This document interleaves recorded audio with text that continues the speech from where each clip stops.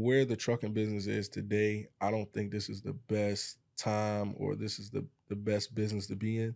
Why? Because it's really hard, and I'm gonna tell you why. Because you have so many negatives when you in trucking. You have maintenance, fuel, high insurance. Mm, It's a lot of stuff that you have to take care of before you even take care of yourself. mm, People don't paint the real picture. They just tell you what you want to hear. And mm, I'm not that guy. Like I have people come to me all the time. Man, I want to buy a dump truck. I want to buy a dump truck.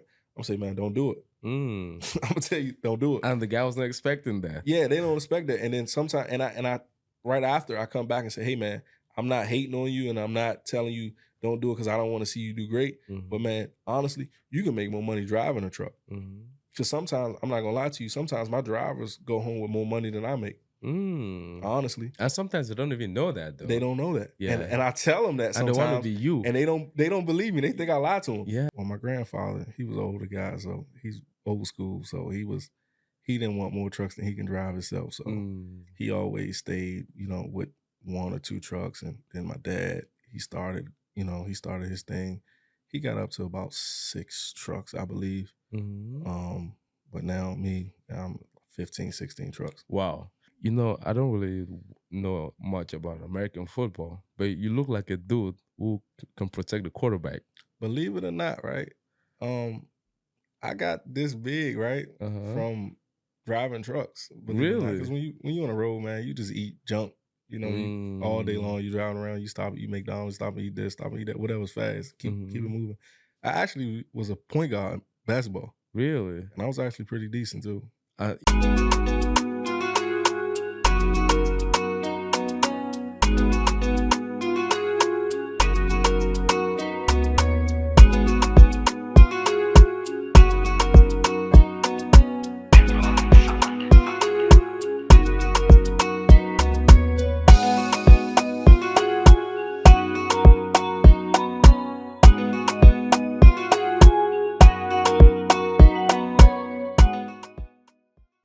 Hello, welcome to another episode of the Benrolins Blueprint Podcast. I'm your host, Benrolins Awandem. Thank you for tuning in to today's episode. We really appreciate you for everything you do.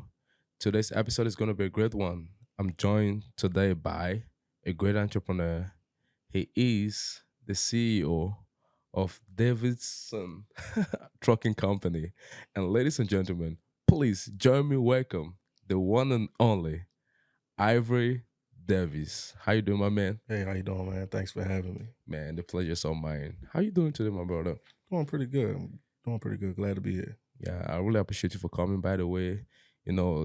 This young gentleman, young entrepreneur reached out to me and was like, he want to come have some good conversation on the podcast. I'm like, why not? It's all about creating an impact in the community. So, brother, thank you for coming to the show. So, man, how's business like? Busy. Busy. Very, very busy. So there's a peak season for you guys? Right now, yeah. Day and night. So what make you start a trucking company, or how did that come about? Is it family related or what? Definitely family related. I would definitely say trucking is in my blood. Started from my grandfather down to my father, down to me. So how many trucks did your grandfather have? How many trucks did your father have? And how many trucks do you have now? It's funny you asked that. Well, my grandfather, he was an older guy, so he's old school. So he didn't want more trucks than he can drive himself. So he always stayed, with one or two trucks. And then my dad, he started his thing. He got up to about 6 trucks, I believe. But now I'm 15, 16 trucks. Wow. So a lot of people are gonna hear that, man, your dad had 5, 6 trucks and you have 15, 16. How did that exponential growth take place? Did it happen overnight? And you look like a young man. You did not just like wake up one day and all of a sudden you have 15 trucks. How was that process like, getting to 15, 16 trucks? It's definitely not overnight. A lot of long nights, but definitely not overnight. Definitely a long road, definitely a hard road. A lot of dedication. So, you do you grow up in DC or Maryland? Maryland. So like, especially we Black folks, when you're growing up and you're a young boy, a lot of people have this perception that probably this guy got his car, he might be in the streets or stuff like that. And you grow up and you focus on business. Did you at any point in your life had any temptation to go focus on street life? Never. I always loved money. Mm-hmm. I always loved the dollar bill. I always loved that. Never no real temptation to do nothing that was gonna get me in trouble. Why? My dad always instilled that in me. Mm-hmm. You don't want to go behind those bars. You definitely don't want to be there. Did he ever whoop your ass? Oh, hell yeah. Whoop my ass. That's an understatement. He whooped me so much he stopped whooping me. He didn't do that no more. But I definitely, I wasn't always I was always a great kid. I was hard-headed. I'll say that. Mm-hmm. I was definitely always hard-headed. My parents definitely used to worry about me, wonder what I was going to do or how I was going to end up. They definitely didn't think that my parents always knew that I would do good things, but a lot of people around me didn't think that I would be, where I am today. Not saying that I'm on top of the world, but as positive as I am, they definitely didn't think I was going to go that way. I don't really know much about American football, but you look like a dude who can protect the quarterback. Believe it or not, right? I got this big, right, from driving trucks. Really? Because when you on the road, man, you just eat junk. You, all day long, you driving around, you stop, you McDonald's, stop and eat this, stop and eat that, whatever's fast. Keep it moving. I actually was a point guard in basketball. Really? And I was actually pretty decent too. At no point in your life do you decide that, oh man, I want to be committed to pursue the NBA dream? When I was young, when I was middle school, that was, of course, that's every kid's dream. Then everybody want to be LeBron James or whoever was out back then. But then you click into reality, as time goes on. So what was reality for you? It wasn't so much reality because I actually was good enough to make it, not to the NBA per se, but I definitely could have went to college for basketball. That would have been an issue. It really was just me, man. I fell out of love with it. It wasn't, once I got to about 10th grade, it wasn't one of my loves anymore. I wanted to make money. Like I said, I wanted to start making money. When you play basketball, you play those sports like that, you play AAU, you out of the state every weekend. You sitting in the gym all weekend. Man, that to me, it started to get played out, man. I wanted to be home. I wanted to make money. I wanted to be with my family. I be with my family so much, but I wanted to make money and, take my entrepreneur, role. Oh, so I mean, it's good because from what you're saying now, your dad was already in business. Yeah. So like watching your father do what he's doing, you're just like, bro, if my dad can do this, I can do it better too. Yeah, you're right. So I come from a long family of entrepreneurs. My dad, my granddad, on both sides, my uncle, my mom, everyone's entrepreneurs. Everyone does their own thing. My granddad, my other granddad that wasn't in the trucking, he was into the restaurant business. He had a successful restaurant that's still around today. It's been around since 1968 and still moving today. Yeah, and that's a big thing in DC. Oh wow! So that entrepreneurship spirit was embedded in you. Yeah, I didn't really have a choice. Yeah, I didn't have a choice. But is that what you really wanted to do though? Yeah. I mean, I never could see I never took direction well. I never was the one to listen. Like if you tell me to throw that water away, I'm gonna look at you twice, and not just because I'm better than anybody. Just I always seen it a different way.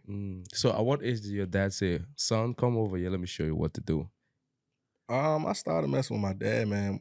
Probably as soon as I can walk. I had to be like 5, 6 years old when he used to take me down to his yard and run the machines, operate the machines, the bobcats, backhoes, stuff like that.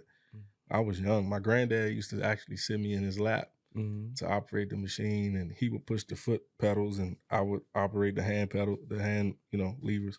So I started young. So I didn't, like I said, I didn't have a choice. And you just love it. Oh, it's because you do not have a choice. That's why you like, I didn't have much. I didn't have another option to love anything else. So it just came. It just came natural. It just came natural. It was like second nature. And at what point at what age did you join your dad to run the company? Um, I didn't really join my dad. What happened was my dad got out of it. He found something else to do. He fell out of love with it. Mm. And when I graduated, I saved my money up and he gave me a truck. And I put my money in the truck and fixed it back up. Then me and him went into business together. So he helped me out. So me and him partnered up and he's behind me. So he was done with it. He was totally finished with it, through with the trucking business. And live his life with his wife. So he was done with the business, and now you're done with college. No, I didn't go to college actually. I took some classes. I did about a year. I didn't finish. I didn't finish. School wasn't for me. Wow. It wasn't for me. I regret it not finishing. I do. Why do you regret it? For the relationships that I probably missed, making the relationships that I wasn't in school, and just the extra knowledge, being able to hold a complete conversation, a business conversation, or just that part. So do you think you can only learn that from college? You cannot. No, you don't, and you don't have to go to college to be successful. It's been proven you don't have to do that. Yeah. But I do wish I would have did it, because what the hell? It's a degree. Yeah. They can't take it from you. It can't be taken from you. So it's a piece of paper. Go get it. I wish I would have done it. Yeah. But I wasn't in the right mind frame. And like I said, school wasn't for me. Once I finished high school, I was so ready to get out of there. Wow, that's good. So you save your money, and your dad said, this trucking thing like this, I'm just done with it. You go ahead, you buy the truck from your dad.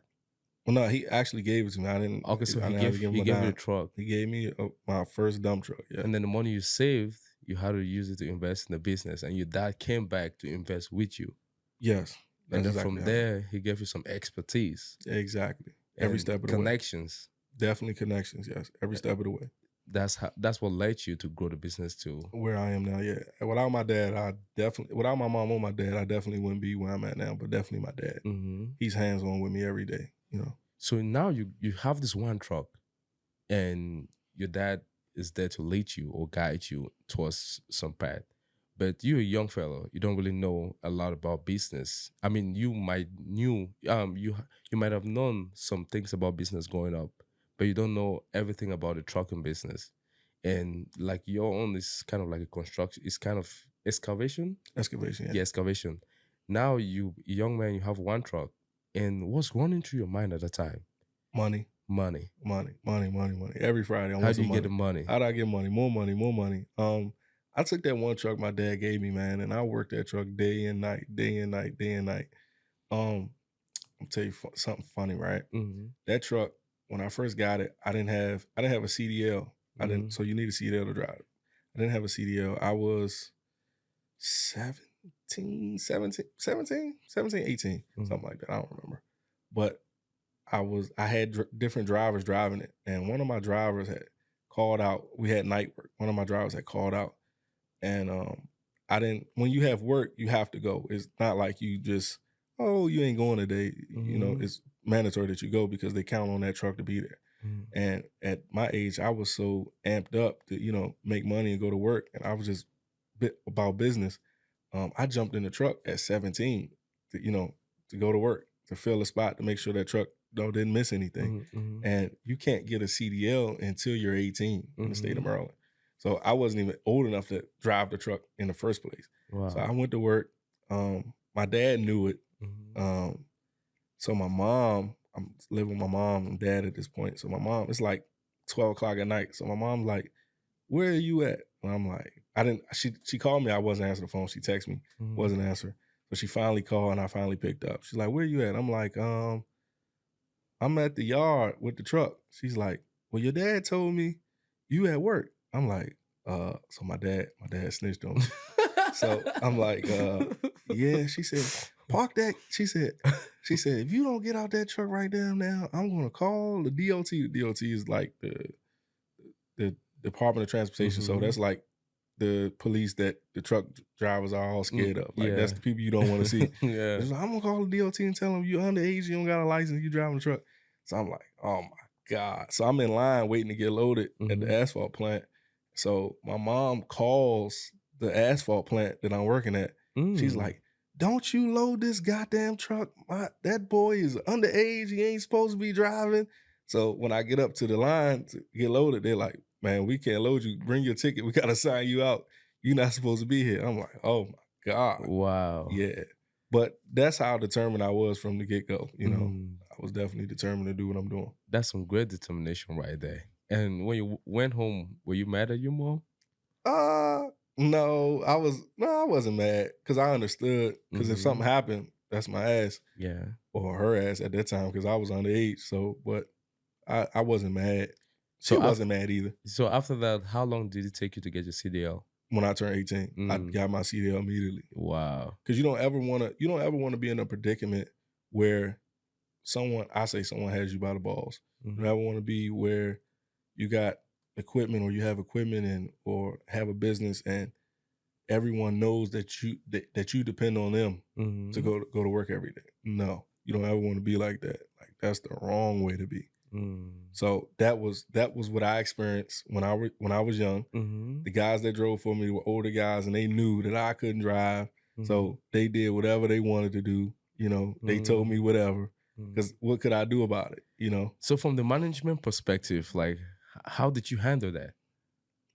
At that time, yeah, I handled it the best way I could. I couldn't say nothing. I couldn't piss them off because that was my driver. Yeah, because once they leave in my truck, who is gonna drive? Exactly. You have to find somebody. Exactly. Exactly. So you did whatever was right to keep that truck moving. Yeah. Wow. And then as things evolved, did your management style kind of change? Definitely. It definitely changed a lot. It definitely changed a whole lot because I wouldn't even call it being a manager when you just have one truck, because it's kind of just one truck and whoever you have driving it. But as the more I grew, my credentials changed, my requirements changed. I screened who I hired. I drug test people. I'm looking for a certain type of person, you know, because not only is that person a representation of themselves when they're on the job site, they're a representation of me, my family. So I definitely am particular on who I bring around me and who I bring on. So what is your ideal candidate? My ideal candidate is just a hard worker. I mean, it's not hard. It's not, it's cut and dry. It's just someone that works hard, that doesn't mind working. Someone that, doesn't mind going the extra mile. Hey, we need another load. Hey, can you stay another hour? That guy, not the guy that want to get to work at 8 o'clock and leave at 1 o'clock. Not that guy. That's not the guy I'm looking for. Or the woman, or that's not the person I'm looking for. But you have to have like a really unique screening process to get that kind of guy, because you can't just get that guy in a day. No, it's funny that you say that again. You kind of know who you're talking to when you talk to them. You kind of, and I asked the questions. I asked the questions that I know that you're going to answer. That's going to tell me who you are. Give me a typical question you ask. So we do a lot of out of town work, right? So I say, hey man, if I need you to go to Richmond tomorrow and work in Richmond and be back here to work in Baltimore, can you do that? Yeah, no problem. But I gotta be back at 1:30 to pick my son up. Stuff like that, or I gotta do this, or I gotta do this. If you go to a job interview and you already got stuff planned, or you already got stuff, prior engagements that you gotta do, or you got this you gotta do, or you need this, you need to be off at this time, or you need to be off at this time, this is not the job for you. You know what I mean? Because it's a customer-based business. Yeah. And I can't tell my customer that you have to do this and you have to do X. So the business got to die down because of you. Because of you, exactly. And it's not personal. I mean, I understand everyone has obligations and responsibilities, but that's just not, And a lot of times people have their own agenda. People people don't want to work past 2 o'clock. People don't want to work past 4 o'clock. Some people are just fine with the normal. Yeah, and that's true. It's always good to have like your ID candidate, someone you're trying to aim. And if you don't have like an ID candidate, you might just get anybody, and all of a sudden you realize that the business is going down, and you wonder why. Exactly. But if you know who you're aiming for, and like, oh, this guy fits everything that have been all the criteria, everything that the company represents. Exactly. There's the ID candidate, and you go for that person. And then you're going to try to build a strong team towards growing the business to another level. Man, that's some good style. So now I want to really understand how you guys get your contract or business, because it's not a rental car company or anything like that. So it's kind of unique. You got to follow through like a contract, someone who has like a project and hires you guys or take the trucks to do his project. So how does that work? It's sort of word of mouth, man. I mean, you do good service, people hear about you, they call you. It's not really super hard. I mean, I've been doing it for a couple of years. Like I said, my dad was doing it before me, so his reputation carried on to me, and I just build it up from there. Yeah, it's not as complicated as you think. So it's all about like, oh, let's just say this guy have a project to tie a road, and come take your truck to do the project. Hey, call Davis, call this guy. Or, it's all about your word. If you stand behind your word, I stand behind my word. If I say I'm going to send you 5 trucks at 7 o'clock on Tuesday, you can count your last dollar. You're gonna have 5 trucks 7 o'clock on Tuesday. It's not gonna be 4 trucks. It's not gonna be 2. It's gonna be 5 trucks. It's not gonna be 6. It's gonna be 5 trucks. It's gonna be what you asked for. Those 5 trucks gonna stay there until you finish your job. So if you don't finish till midnight, they're gonna be there. They're gonna be there. They're gonna be there. And how does the overtime work for the drivers? For the drivers? Yeah. Do you guys have like extra benefit for them when they stay? Yeah. Overtime. Yeah. The drivers are well compensated. The drivers are definitely well compensated. That's pretty good. I love that. A lot of people are like, oh, they shouldn't be working hard, and they're not. Yeah, the drivers are definitely well taken care of. I've had some long-term drivers that have been with me since I started, actually. That's pretty good. Yeah. How long ago did you start the business? So I've actually been doing this myself for the last 6 years. Yeah, 6 years. Been 6 years. Wow. And gross revenue, just give us a number. Oh, man. Percentage? From where you started to now? From where I started to now? Yeah. 100%. 100%. 100%. Definitely 100%. But I mean, business is business. It has its ups and its downs. Every day is not a good day. Some weeks I spend what I made last month in 1 week, or anything is liable to happen because we're dealing with equipment here, man-made stuff. Yeah.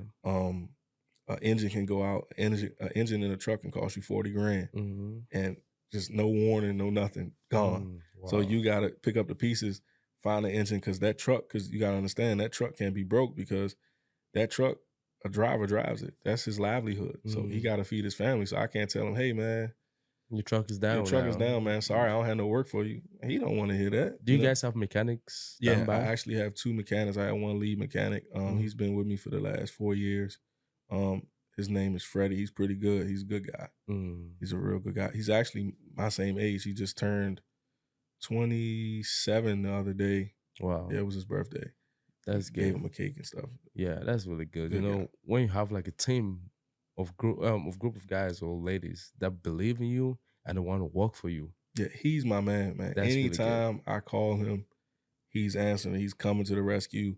I don't care where the truck is. If it's in Maryland or if it's in North Carolina, he getting in the truck. He driving down there. He's gonna fix it. We ain't calling no tow truck. He gonna bring it back. He's the man. Anytime. Wow. And I mean, he's a loyal guy. I mean, I do whatever for him. Yeah, that's so anytime I call him. If I call him right now and say, hey man, I got a flat tire. And on my personal car, he's coming. Whatever I need, he got me. That's really good. So now looking forward, like what are your long-term objectives? Man, I don't know, honestly. I don't know.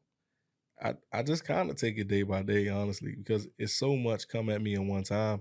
Because honestly, I didn't think that I would be as big as I am now 4 or 5 years ago. I mean, I just wanted a few dump trucks, and then it just got busier and busier and busier. And, I definitely didn't think I would be where I am now, because not only I have dump trucks now, I have tractor trailers, and I transport equipment and do all kinds of sorts of stuff. So it's like,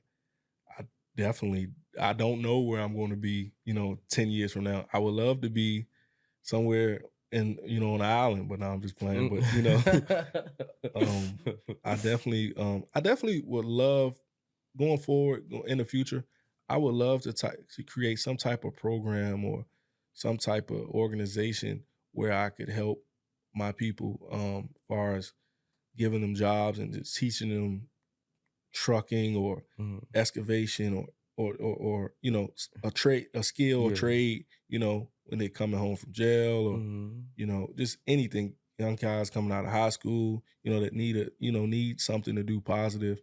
I would love to do something like that within the next 10 years. Yeah, that's a really good this goal to have.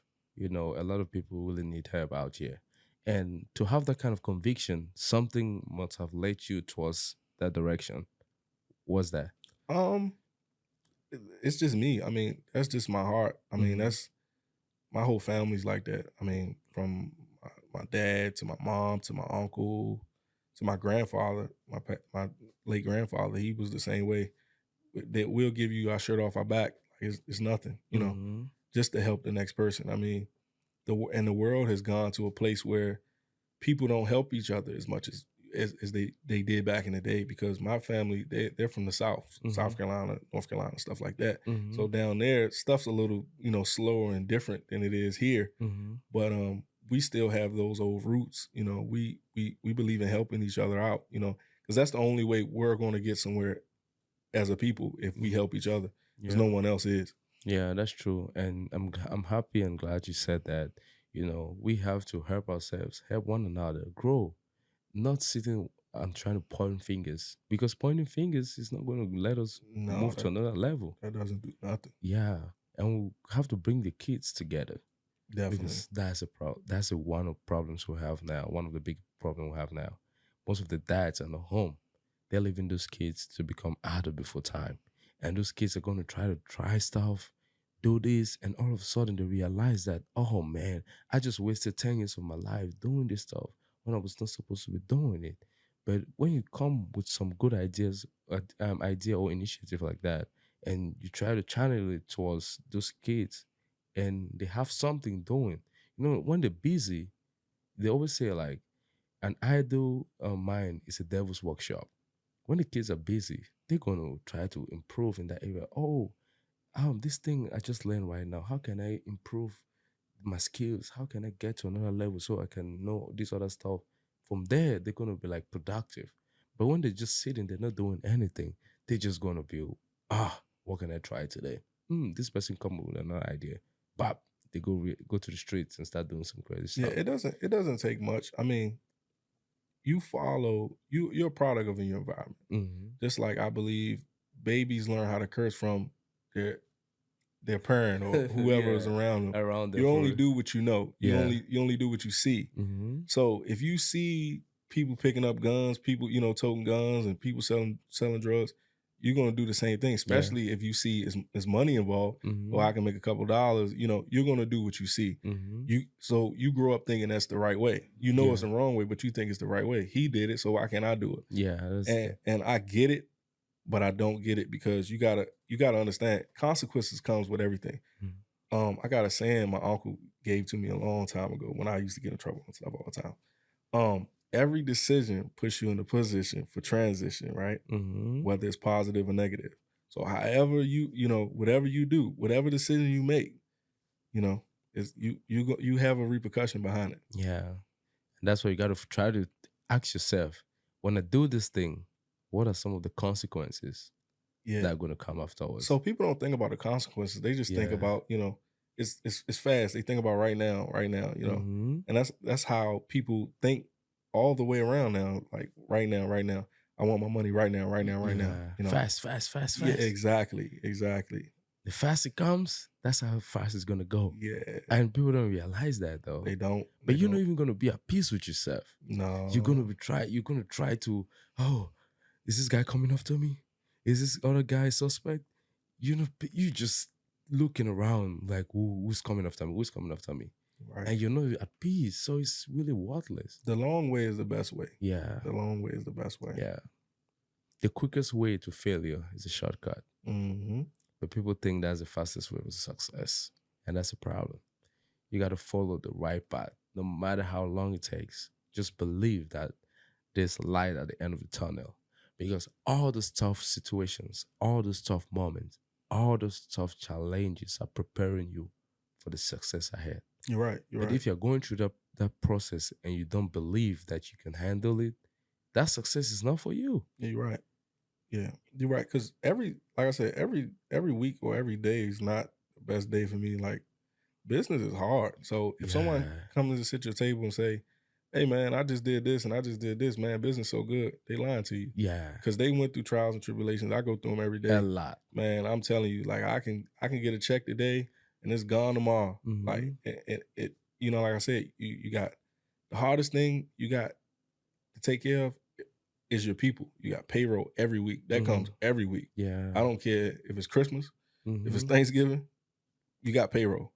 So that's number one. You got to pay your people. Yeah. That's off the top. You got to pay your people.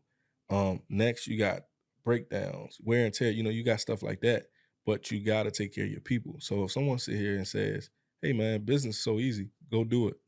They lying to you. Yeah, business is hard. It's hard as hell. Yeah. It's hard. Some nights I don't sleep. I'm worried how I'm gonna make ends meet, how I'm gonna do this, how I'm gonna do this. But at that next week, I know I still gotta pay my people for what they did last week. So it's not easy by far. Yeah, business is not for everybody. You gotta know that, you got that thing. Yeah. And you're ready and committed to follow through. Yeah. You gotta be committed to what you're doing. I mean, it's definitely not something that you can just start today and, get rich tomorrow. No. Because I mean, I've been doing it and I'm in a good spot, but I'm still not where I want to be. I'm not far, but I'm not real close. But I'm still working every day. And that's the beauty of life. You just got to improve every single day. You just want to get to another level. Exactly. The little things matter a lot. It might not seem to matter during the time when you're doing it, but in the long run, all those little things add up to become something big.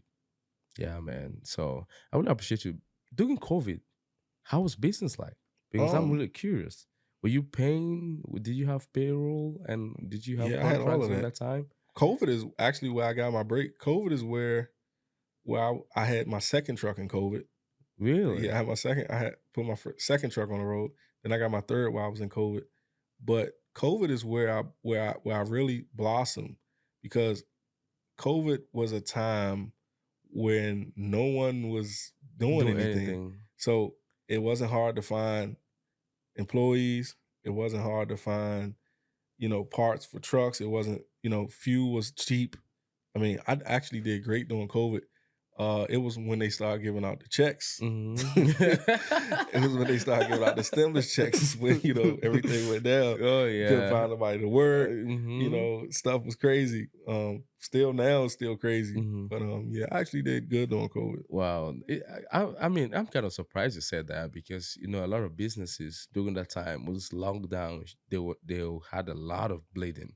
They were just going bankrupt. Because you could not keep people on the payroll. Yeah. And then nothing is coming in. So for you to have the other side, like instead you're making money during that time, that's really good. Not everybody could say that. Yeah. So for the construction industry, COVID didn't hurt it. It was good. It was good. And you had workers coming. Nobody had COVID. I actually got COVID. Nobody I had working had COVID. I got COVID. I got COVID and I got sick. I was in the hospital for like a week and a half. How was that experience like? Oh man, I don't wish it on my worst enemy. Did you think you're gonna go at any point? Yeah, I did. I definitely did. From the news, they were like, "Oh, how many people died today?" I thought it was a joke when it first came out. I thought COVID was a joke. I said, "Man, I'm not wearing no mask. This is something the government created, man. I'm not wearing conspiracy." No mask." Yeah, so I was like, "Man, it's fake." And then I went and took a test at the drive-through, the self-test. Yeah. And I halfway stuck it up my nose. Like I didn't even swallow myself really. And I gave it back. They sent me the results. It was like positive. I was like, what the hell? And then it seemed like once I read positive, like I just started getting sick immediately. Like I didn't even feel that bad, but then I seen positive, like I got the chills, like trigger emotions and everything. Yeah, it was bad. Oh wow, it was really bad. COVID was a real bad experience for me and everybody around me. So you went to the hospital, spent some time over there, mm-hmm. And then when you finally came out, were you relieved? I was a new person when I came out. Actually, like. I wanted to go to church every day. Like it was like I had a second life. Like God gave me a second life, man. Oh wow. Yeah, because when I came out, I was on a breathing machine. Ooh. Yeah, I had to walk around with a breathing machine for like 60 days. Wow. Yeah. Mm-hmm. You could not breathe. I could not breathe because when I had COVID, I caught pneumonia while I had COVID. Ooh. Yeah, so it was bad. So when I came out, I was a different guy. Like I was like, thank God I'm here. Oh, thank God for another day. I was praying and I was, Are you still praying now, man? Not as much as I was when I came out of the hospital, but I definitely still with God. Definitely still with God. Yeah, that's the highest, man. You have to stay with him. So when you're in hospital, were you watching the news at all, seeing how many people are dying? No. I think that was the best sleep I ever got in my life. I slept for about a week straight, for about 5 days straight. I slept. You didn't wake up? I would wake up, eat, sleep, wake up, eat, sleep. It was some good rest, bro. Man, it was good. It was good. It was real good. Oh, man. And you're not getting any rest like that anytime soon? No. I haven't had rest like that since then. That was in 23. Yeah. No, that was in 22. In 22. But I'm glad you're still here and we're having this conversation. Yeah. Because if it was otherwise, oh God. Yeah. It was rough. Yeah, we just gotta thank God. I'm so sorry you had to go through that experience though. Yeah, I'm glad I'm through it now. Yeah, I did not have COVID. I was just lucky. And I saw a lot of people going through that experience and it was really rough. Yeah, it was bad. And I felt bad. During COVID, I was just going to work. And people are not working the time. So when you go to work, there's a high possibility or probability they can get the stuff. So yeah, it was crazy. It was really. I hope the world is not going to go towards that mode anymore. Yeah, I hope so. I hope so, man. That was terrible, really, really terrible. But I'm glad you had to. You went past that situation, and now you're a better person. So it's good. So what are some of the tough challenges you face in business on a daily basis? Staff. Staff. That's probably the hardest. So you don't have enough staff? That and keeping guys motivated to go to work. Like I said, nobody wants to work anymore. It's hard. It's hard to keep guys motivated to work. I mean, you can put $150 on the seat. Yeah. Still don't want to go. They still don't want to go to work. Why? Man, that's a good question to me. That's a question I want you to answer for me. I've been trying to get an answer for it. I mean, people just, I don't know what it is. It's been like this for a while though, but I don't know what it is. I don't know if it's a generation. I don't know what it is, but people don't want to work. It's like work is like COVID. Like, nah. Wow. Like they run from work like it's like it's the boogeyman. So you have a high turnover rate? Not really high. I have about 2 trucks that I know that I'm going to get maybe 90 days out of 2 guys. So I know it's 2 guys always that's going to give me 90 days, if that. Wow. And not because of me, because I used to think it was because of me, but it's not me. Because like I said, I got people that have been with me for years, so it's not me. It's just it's the world. Yeah. And wow, that's incredible, bro. I was not expecting to hear that staffing problem or staffing issue. Sometimes there are a lot of people who like, man, this job is not for me. And they come to work and they're complaining already. They're just like, bro, too much work, low pay, and all that stuff. But do you even look at it from the guy who's hiring perspective? Do you even look at it from the owner's perspective? You always think about yourself. You got to think about the other person like, hey, this guy is hiring this amount of people. How much is he paying everybody? How much is coming in? At the end of the day, are we making a profit or making a loss? But see, that's the thing that people don't look at. They don't look at the bigger picture. Yeah. And sometimes they do look at the bigger picture. And I've noticed that sometimes people, especially for small businesses, people try to count your pocket. People try to say, well, this truck is making this much, or he made this much this week, so I should be making this much. No, go get your own truck. Mm-hmm. You know, and then you know how tough it is. Yeah, go get your own truck. I mean, if you think you can make more or do better, do it. I support you. Mm-hmm. But this is what you agreed to, and this is what I'm going to pay you. Yeah, I'm not going to pay you a penny less or penny more. Exactly. I'll give you more if you do good more. Job, yeah. I don't have a problem. Yeah, everybody's with me have raises. I have a problem giving money or paying what what you you're gotta worth. deserve it. Yeah, but you don't just come in and make the top dollar and you get what Yeah. So how do you manage this thing, like employee this thing egos? How do you manage that? How do I manage egos? I don't deal with them. I stay away from them. Why do you stay away? Like when you say you stay away from them, what do you really mean? When I say I stay away from egos, I don't give you a chance to, I don't give you a chance to bring it out. No. All our communication is really through text. We have weekly meetings and stuff like that. But, I express my issues, I express my concerns, you express yours, but like the bickering and the complaining and all of that, you can tell somebody else. I don't really.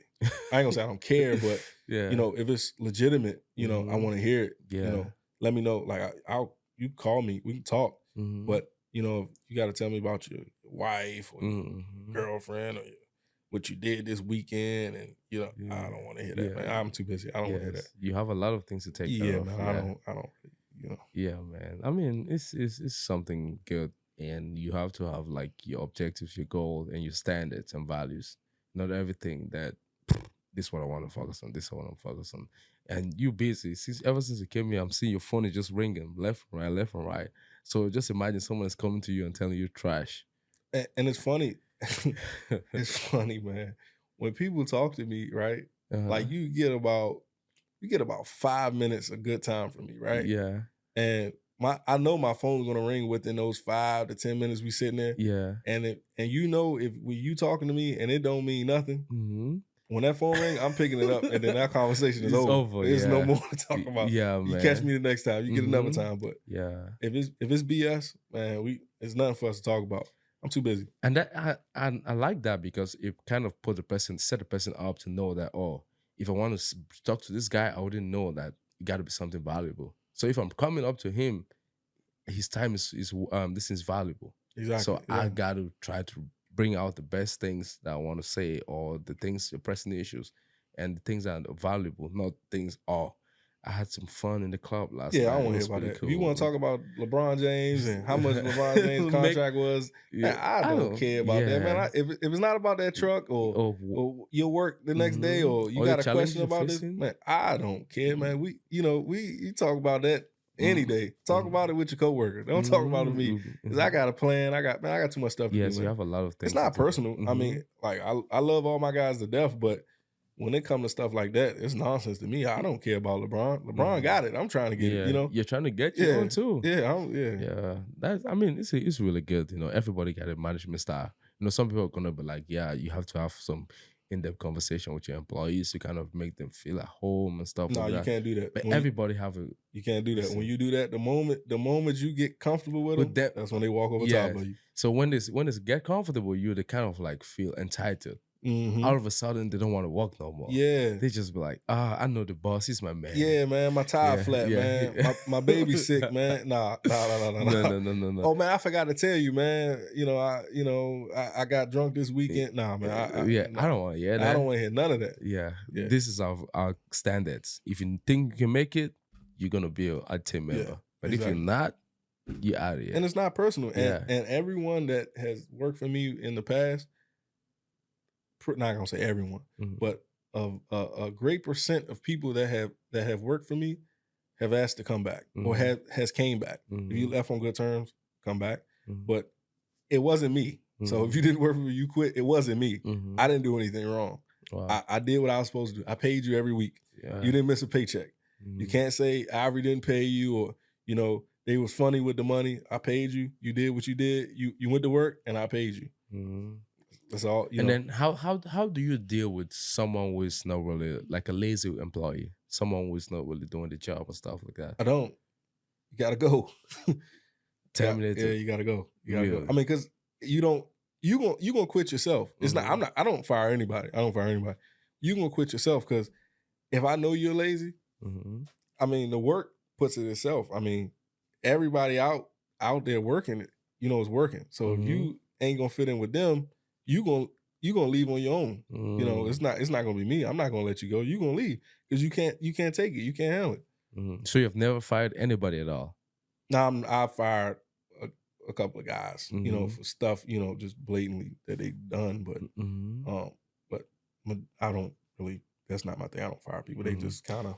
So like how, like when you want to fire somebody, how does that really, does it even affect you emotionally, mentally a little bit? Like, oh, I'm taking the livelihood of this person and stuff like that. No, because anyone that I've let go, it definitely was a reason behind it. And what I've learned to do is detach emotion from business. Yeah, you have to detach emotion. You can't have emotion doing business.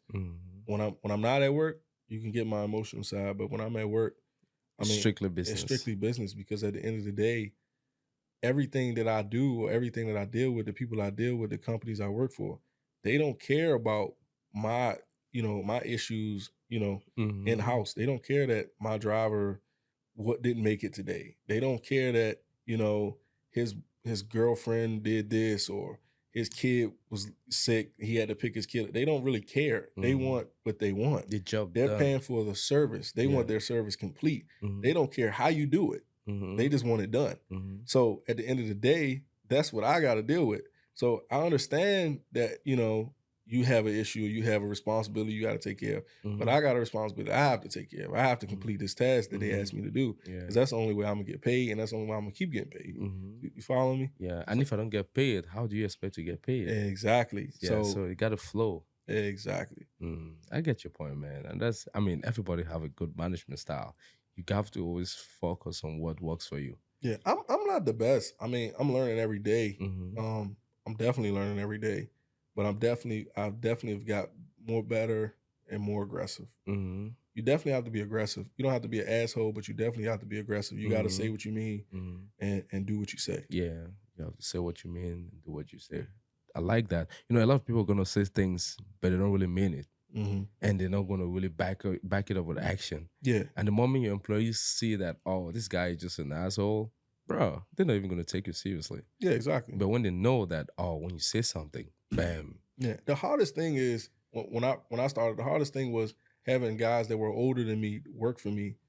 So they didn't take me serious because they didn't think I knew. They didn't think I knew the business. I know the business just because I'm young. Like I tell them all the time, just because I'm young, that don't mean I'm dumb. Like, I wasn't born yesterday. Yeah. Like, I've been around this business my whole life. Yeah. So it's nothing about this truck or this business that you can tell me that I don't know. I know, I'm not going to say I know it all, but I know what I'm doing. It's not something I just started yesterday. You're not going to tell me the sky's green. You know what I mean? Wow. That's pretty good. So if someone want to start, a young guy is coming up now and he want to start a trucking business, what are you going to tell that guy? Be ready to work. It's not nothing easy. I definitely don't think that for where the trucking business is today, I don't think this is the best time or this is the best business to be in. Why? Because it's really hard, and I'm gonna tell you why. Because you have so many negatives when you in trucking.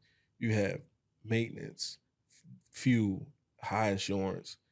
It's a lot of stuff that you have to take care of before you even take care of yourself. So you got insurance, depending on your business and your driving record or whoever you got driving, you can pay up to $4,000 a month for insurance. Wow. So then you gotta find a yard to park your trucks. You gotta pay. So much stuff you have to pay out before you see a profit, before you turn a profit. So if it was a young guy that wanted to start trucking today, I would tell them to make sure you study it first. Make sure you know every in and out of it. Make sure you know what you're doing, what you get yourself into, because it's definitely not something that you can just buy a truck and go to work and make $1 million. You know what I mean? It's not like that. It's very competitive. It's very competitive, and it's a lot of false narratives that people are painting now. Like I see people on Instagram making podcasts and making different, groups and stuff like that. They call them and they're telling people, hey, you can buy a truck and make $1,000 a day. Yeah, you can make $1,000 a day. But how much out of that 1,000 will you put in your pocket at the end of the day? Yeah, you can make, anybody can make $1,000 a day. What's the bottom line? Yeah, they always think about the top line. Yeah, people don't ever say the bottom line. What they don't say how much. Okay, you make 1,000, but you might put $400 in fuel, so now you're left with $600. You know what I'm saying? Let's say you blow a tire. A good tire is $800. Then you got to get somebody to put it on. That's $250. You ain't made nothing. You see what I'm saying? So people don't paint the real picture. They just tell you what you want to hear. And I'm not that guy. Like, I have people come to me all the time. Man, I want to buy a dump truck. I'm gonna say, man, don't do it. I'm gonna tell you, don't do it. And the guy was not expecting that. Yeah, they don't expect that. And then sometimes, and I right after I come back and say, hey man, I'm not hating on you, and I'm not telling you don't do it because I don't want to see you do great. But man, honestly, you can make more money driving a truck. Because sometimes, I'm not gonna lie to you, sometimes my drivers go home with more money than I make. Honestly. And sometimes they don't even know that though. They don't know that. Yeah. And I tell them that sometimes. And they want to be you. And they don't believe me. They think I lied to them. Yeah. But I mean, and I'm not gonna say that I'm out here doing it for nothing. Sometimes I do have good weeks, but I have bad weeks as well. Yeah. Like when I say the driver makes more money, the driver can go home with a nice check. And, on that Friday or that Saturday, he goes home to his family.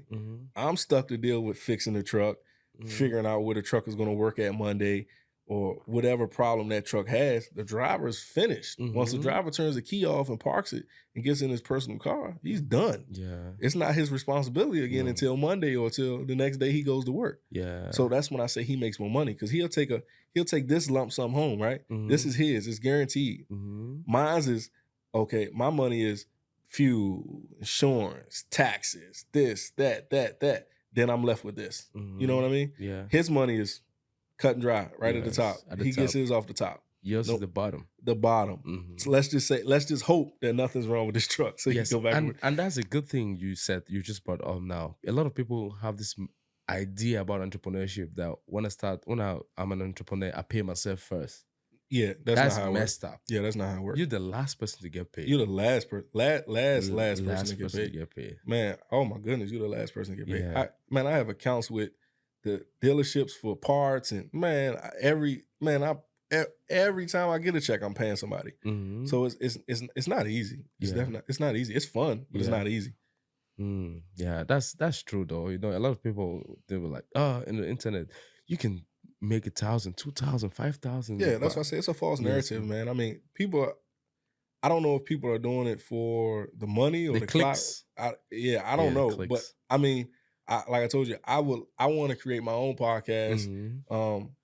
You should do it, man. To paint the real picture of what business is really, what business really is. I think you should do it. And when you do the podcast, since you have a trucking company and you already have like an idea of how everything runs, and the podcast should be about trucking, and you can use that platform to attract some potential partners or people who have some contracts and stuff like that. You never know, man. No. You just gotta like focus and try to bring people who because when you're doing the business, who people who are in the field. You bring the guy like, hey man, I want us to talk about this. Since you've been doing this thing for years now, you know everything about this stuff. So let's please, can you come to the podcast so we can talk about it? Boom. There you go, slowly. But it's not going to be easy. Yeah, it's not going to be easy. You're going to be...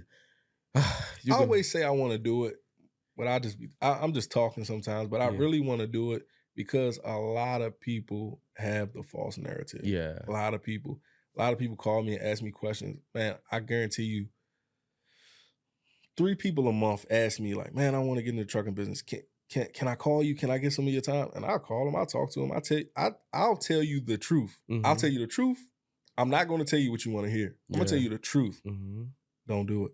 If you don't have X amount of dollars in your bank account saved up that's not going to hurt you if you spend it, don't do it. Yeah. I'm going to tell you the truth. Now, take it how you want. I don't care. I don't care if you never talk to me again. If you think, I'm telling you the truth. So when it happens, you won't say, damn, he didn't tell me that. Yeah. And if you're someone who is driven and you think, oh, you can do it, and you see it as a challenge, some people can see it as a challenge. More power to you. More power to you. And you do it and you're successful. I want you to be successful. That's good. But I don't want you to get into it believing a lie. Yeah. And then once you find out that lie is the truth, that lie, I'm sorry.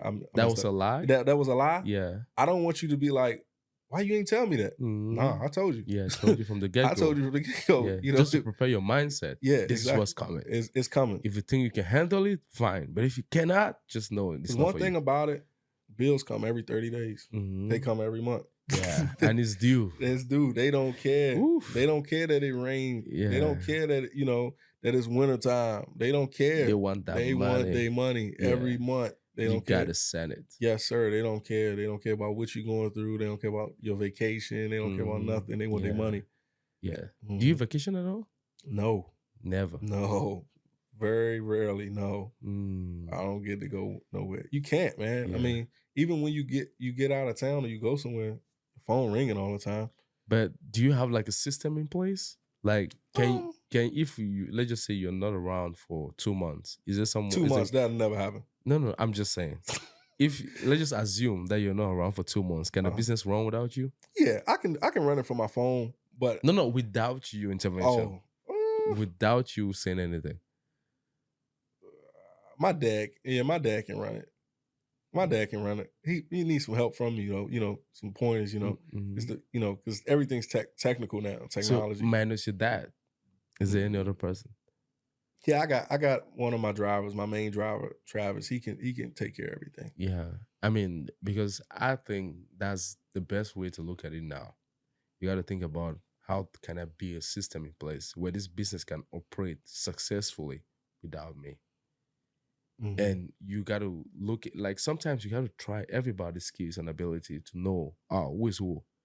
This guy, does he have like a leadership ability? If I give him some push, can he do this stuff? And then just let him go. Sometimes just make as if you're out of town. Like, hey man, I'm going out of town. And then you're checking them to see how they're doing. And then you come back and like, hey man, you're supposed to do this thing this way, that way. When you build a system in place, it's great because now all of a sudden everybody got responsibility, and that guy knows, now I'm in charge. It's not a bad thing. Now they're going to try to grow the business. They take the business as their own. That's why it's really delicate and important to choose the right person to do the job. That's why it's always good to test a person from time to time. Check their leadership ability. Does this person have the capability? If the business is going down, what is he going to do? Is he going to try to adjust everything, or does he only care about his paycheck? There's a lot of little things that you can use to improve. And once you have a system in place, it's not all about you anymore. Now you're selling the dream to everybody, and now they take the dream as theirs. So when they come into work, it's not like, I'm doing this because of my boss. I'm doing it because I want to do it, and I believe in the vision. Or know that we're going somewhere. Exactly. And eventually we're gonna get there because I believe. So when you have a movement now, it just explodes. But you have to know that, man, I've been running this business for a long time now. I gotta build a system in place. And if you want, I can help you with that. Okay. To build a system in place.